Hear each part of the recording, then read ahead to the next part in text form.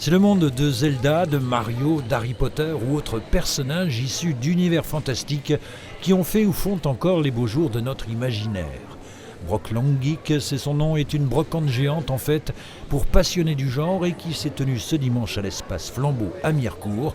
Proposée par Tandem Events, une société événementielle basée à Chalon-sur-Saône et spécialisée dans l'organisation partout en France de ce genre de rendez-vous, où l'on ne trouve que des passionnés, tant du côté du public que de la dizaine d'exposants. Alors finalement, pour vivre du geek, on doit être geek soi-même? Ah bah complètement. Il faut un minimum de notions quand même, oui, bien sûr. Et puis il faut pouvoir bouger, c'est-à-dire qu'il ne faut pas, quand on a une petite boutique, on est comme moi en indépendant, je ne représente pas moi une maison, etc., je suis indépendant, il faut pouvoir, le bras articulé de l'activité, c'est aller sur ces manifestations comme celle-ci.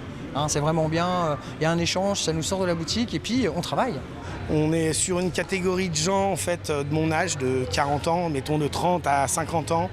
On est nostalgique, on recherche les années perdues, je pense, on se voit vieillir. Vous avez encore les consoles qui vont avec? Je les ai toutes, ouais. Et vous jouez encore? Plus aux vieilles, c'est plus de la collection. Donc là c'était plus par rapport aux enfants pour leur ramener des petits souvenirs et puis voilà. Souvenirs sur quoi? Ils sont branchés quoi en ce moment? Le petit plutôt Pokémon, le grand plutôt Harry Potter. On aime bien tout ce qui est jeux vidéo, les mangas, on aime bien. Ça éveille un petit peu leur imaginaire, le rétro parce qu'on a des collectionneurs. Après c'est les enfants, ça va être plutôt les dernières consoles, Switch, Nintendo, etc.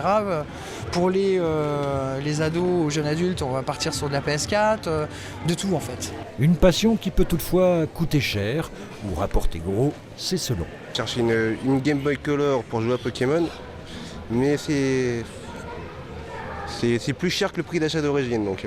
Prenons l'exemple des boîtes, je veux dire même aujourd'hui vous achetez quelque chose, le consommable vous le balancez, et tout a été balancé à notre époque, et aujourd'hui des boîtes valent très très cher. Ça peut aller jusqu'où par exemple une boîte? Une Super Mario Kart par exemple, on est sur l'ordre de 800 €. Après vous avez certains jeux pas forcément beaucoup édités, où pareil on atteint des chiffres, il y a 5 chiffres même dans le montant, des très très gros chiffres.